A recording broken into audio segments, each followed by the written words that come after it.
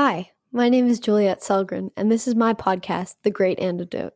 This podcast has been brought to you by the Center for Growth and Opportunity at Utah State University. To learn more, visit www.thecgo.org.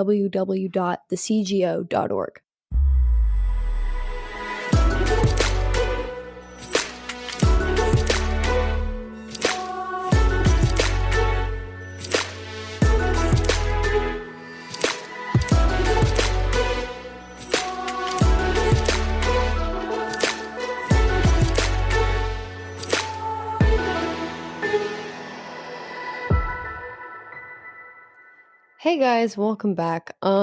It's the end of the year, so we decided to do something special, and that is a year in review episode. So I'm kind of excited. It's kind of new, kind of different. It's also been a crazy year, and this podcast has been on such an incredible journey in such a short period of time, not even a year. First, it was Juliette's Uncommon Knowledge, and then I partnered with the CGO, and then we became the Great Antidote because who doesn't love Adam Smith? And now we're here, which is crazy. It's also been a crazy year in terms of everything else. So I don't know. I think it's good to kind of look back. So today what I want to do is go and look back and dive into the first question. You've probably heard it a million times by now, and I know I definitely have also. I think on my deathbed, these might be my last words, not even on purpose. Because I've said it so many times, it's so deeply ingrained in my brain. So just again, it is, what is the most important thing that people my age or in my generation should know that we don't? And I think I asked this question for a few different reasons. First, it's kind of an icebreaker. I'm only 17, right? So I feel like compared to an expert, there's already such a big gap between us in our knowledge, ages sometimes, it just feels like so much. And so to make it a little bit more comfortable, to give me an understanding of the person I ask this question, it's familiar, it's comfortable. It breaks the ice. It also gives me this interesting window into the soul, into the way that this person thinks. It allows me to understand what they value. So instead of asking, what do you value? What makes you tick? Why do you get up in the morning? What do you think is the most important thing in our world today? I ask my first question. And it's hard to answer questions about yourself, especially such direct questions. So asking this kind of indirect question serves as that window where you can see, oh, this is how they evaluate things. This is what's important. This is their decision-making process. This is how they see the world. And I don't know, it's a really fast way to grasp how someone thinks and who they are in also a pretty comfortable and easy way. I also just think I don't know anything because, I'm so young, but even as I grow older, I just realize more and more how little I know. And so I think that's what I want to share with people is like, what are the little things? What are the big things that we don't know that we really need to know? So, that's what I want to look at today. So we're going to go through, and of course, I can't rank any of these because I love every single one. I've learned from every single response to every question, every episode, every person. It's all unique. Even if the response in nature is similar about a similar topic, I get something different out of it based on the way someone explains it or what analogies they use. It really just depends. So we're going to go through, and I've picked out a few that I think are really important, that really stood out to me this year. And so I just want to look back at them.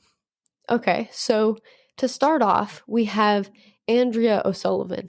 I love this one because I'm a math person. I don't like math in terms of a career probably, but math just makes sense. It's something I enjoy doing, which most people would kind of look at me all disgusting for saying that, but compound interest is something that I've never really understood. And so in applying that and in her explanation, it finally clicked in my brain. I understood why.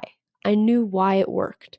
And there's this really complicated, it's not that complicated, but it's something you definitely don't want to have to remember that you hope is given to you for the test type of thing, because the formula is kind of gross and it doesn't make much sense unless you understand what's going on. And so for me, it was just very helpful, but also really cool because it applies to everyone in life, and also especially me with my strange love of doing math for fun sometimes. And I thought a little bit about this, and I think probably the most practical thing you guys should know, which is something that every generation should know, is compound interest, right? Or the logic of compounding generally. So there's the classic kind of thought experiment where you ask somebody, would you rather have $100,000 right now or one penny that doubles every day for a month, right? And you're like me, the first thing you think is, wow, $100,000 is like a ton of money. I'd love to have that right now. I'll put it all in Bitcoin, right? You know, that just, you see that big number and you think, let's do that. And you think about the penny doubling, you're like, what, after 30 days, what is that, like $17 and change? But actually, when you sit down and do the math, that one penny doubling turns out to be somewhere well over $10 million, right? Like some far greater sum by several factors of 10 than the $100,000. And the reason is that it is actually a geometric sequence. We tend to think linearly, which is why when you first hear about the penny, you think it's not going to be that much money. But because that number is growing on itself exponentially, it very quickly shoots up in the exponent into towards infinity. It just grows and grows and grows. So the implication of that, why does that matter? Well, right now we're going through the coronavirus crisis, so obviously there's an application there in terms of how these things spread, but more relevant to your long-term life, that kind of tells you why it's so important to save right now. When you're young is when well, at least me, when I put it on myself, it's when you're more likely to want to just have fun today and kind of not think about tomorrow, but that's when you have the greatest benefits from saving money. That's going to pay the longest lifetime dividends. So I highly recommend young people, I wish I took this advice sooner to heart, understand compounding and save money as soon as you can. So the next one is Rachel Grasler, and I think that her response is so important because I often think about, well, how are we doing today? I know I value this, we value this, the Constitution says this, but she talks about why. Look at the history. Why did we embrace these freedoms? Why do we have this form of government? And if we kind of forget that, we're going to lose everything that was created. The Constitution has no meaning unless it's in context. It's really important because I myself often forget that I don't know what it's like not to be free. And I think so many people are like that too. We assume that we know there's so many problems, but there's so much that we take for granted in our everyday lives because of these freedoms. And it's kind of crazy that we've never tasted freedom like someone who didn't have it before, which makes me really grateful, but kind of sad in a way because I want to be able to see with that lens. But history kind of allows us to do that, and studying that allows us to remain there. And so I think that's really cool and really interesting. Well, I would actually include myself here in saying that I think younger generations today need a better understanding of, what the true value of freedom is and the consequences of alternatives like socialism. As part of my work on Social Security, I'm very familiar with a Congressman, Sam Johnson, who passed away this last year. And he had this quote put on the dais in the Ways and Means Committee, and it was sketched into a wall by a former POW camp prisoner of his at Hanoi Hilton. And that quote was, "Freedom has a taste to those who fight and almost die that the protected will never know." And I think we need to remember, where we've come from as a nation and to embrace and learn from history instead of attempting to erase it. So I would suggest, reading more about how our nation was founded, and just understanding and looking into what is life truly like in some of these places that we think might be more desirable than our current system. Next is John Cogan, and this is kind of more of a individual, everything you do in life type of response, which I also love. I think this one's really cool because I've started living by this since he told me and since we talked about this. And I think it's just really important to put effort in. And since I've put effort in, I feel so much happier. I've been able to reflect on the skills that I've gotten instead of just the accomplishments. I don't know. I really respected this response and I really liked it. And I don't pretend to know what should be uppermost in young individuals' minds. But I can tell you, for me, in my lifetime, the major lesson that I have learned is the importance of striving to achieve excellence. It is far more important in life to strive to achieve excellence, and that actually achieving a particular goal is far less important than the striving. And my thinking on this is that each of us has a gift. Each of us has a unique characteristic or set of characteristics that makes us special. And the rewards in life come from striving to find your unique gifts and to use them to achieve what is good for you, or to achieve what I call excellence. And so this applies to all aspects of life. It applies to your education. Try to achieve excellence there. If you're in athletics, strive to achieve excellence. Raising a family, which will come down the road, strive to achieve excellence. And of course, in your career, try to achieve excellence.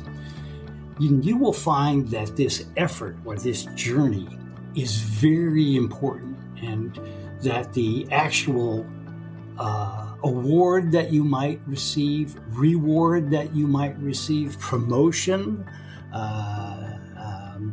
winning some contest, that those are just icing on the cake, and that the real joy of life and the real satisfaction in life is coming through that striving to achieve excellence.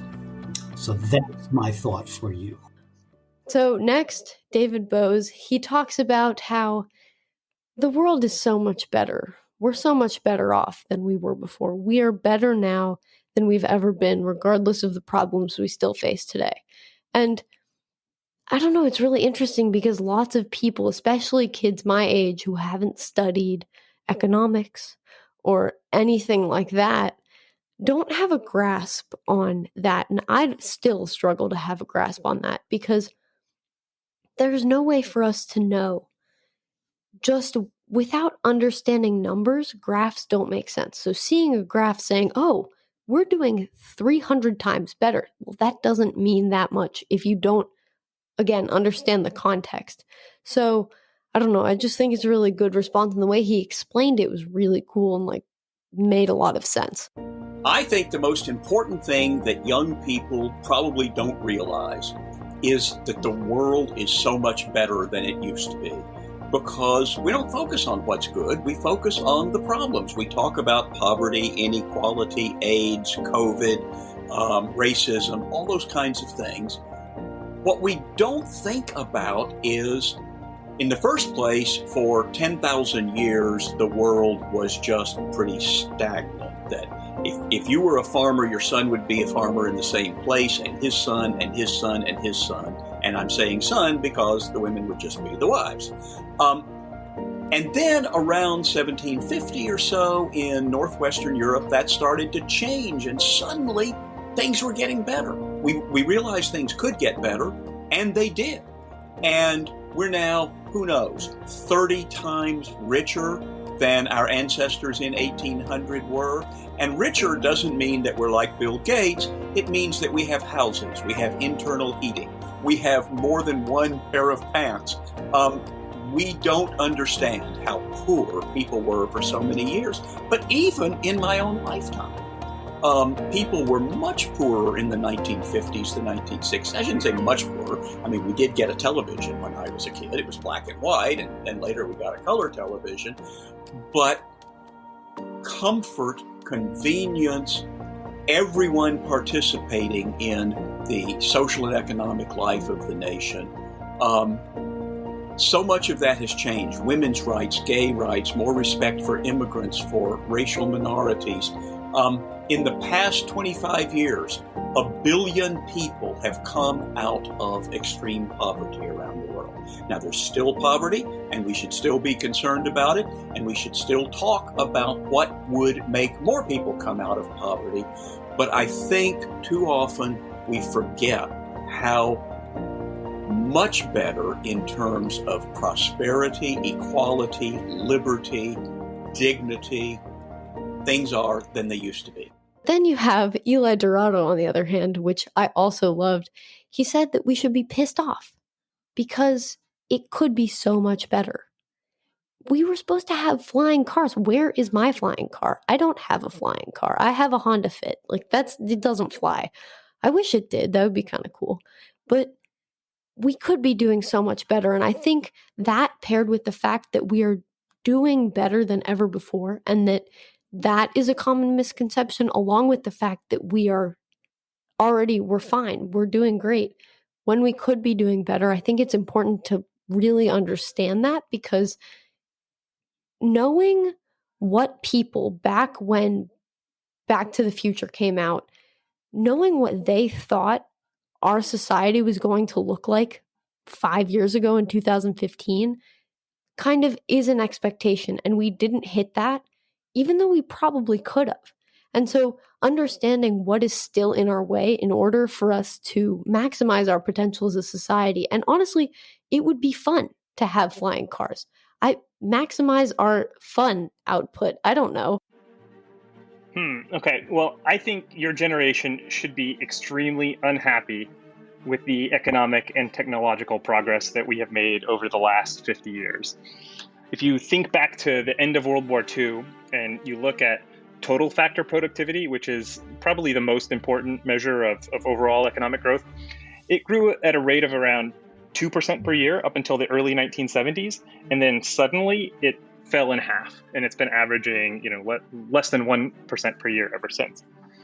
So productivity growth went down 50 years ago, and we've been living with much lower rates of economic change for decades now. And that means that lots of technological advances that in the 60s we thought we would have by now, we don't have. So, clean energy, too cheap to meter, or, flying cars. If you think back to the movie Back to the Future 2, that there are flying cars in that, and that takes place in 2015, and it was made in the 80s. And so they thought by then we would have flying cars.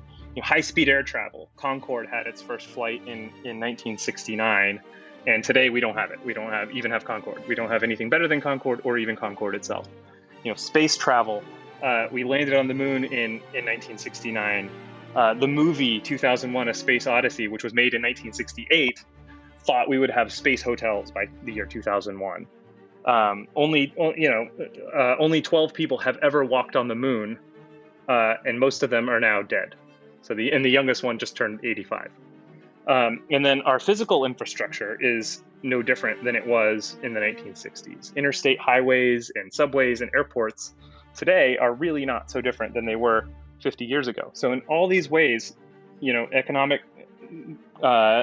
productivity has stagnated, and you guys should be very angry that the baby boomers did not give you a better situation as you're starting out. So I think these responses, especially all paired together, really just, I don't know, I feel like they sum up everything that I get out of my podcast and everything that I hope that you get out of my podcast also.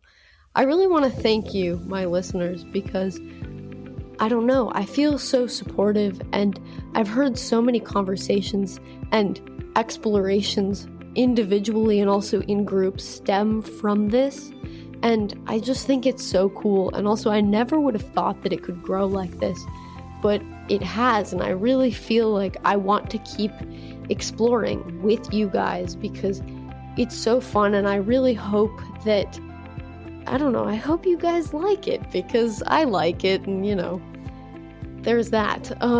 But I just wanted to thank you guys again because, I don't know, it means the world to me that you listen, because I don't like the sound of my voice. I probably wouldn't listen to myself, but I wanted to give a special thanks to all my friends at the CGO, especially Ian Nemelka and Mark Morris, my team. I love you guys. Thank you so much for everything you've done for me. I would have had so many technical issues if not for you, along with so many other things. I don't know. I don't think this sort of growth would have been possible without you guys, and I think I've gotten the most out of it that I possibly could through partnering with you guys. So shout out to the CGO. I also want to thank my peers and my family because, I don't know, I'm never bored. I always am forced to think outside the box, inside the box, going inside and outside the box, just thinking about situations in different ways and having some sort of animated discussion, regardless of what it is, regardless of what stance you take, even if you don't believe in it. It's just unbelievably cool, and I don't know, I don't spend time looking at other groups of teenagers, but I have never seen that. Even in TV, no one ever shows anything like that. So I just think it's extremely cool, and I want to thank all of you. And again, thank you for listening to my podcast. I will catch you next year. Stay tuned for season 2. Bye.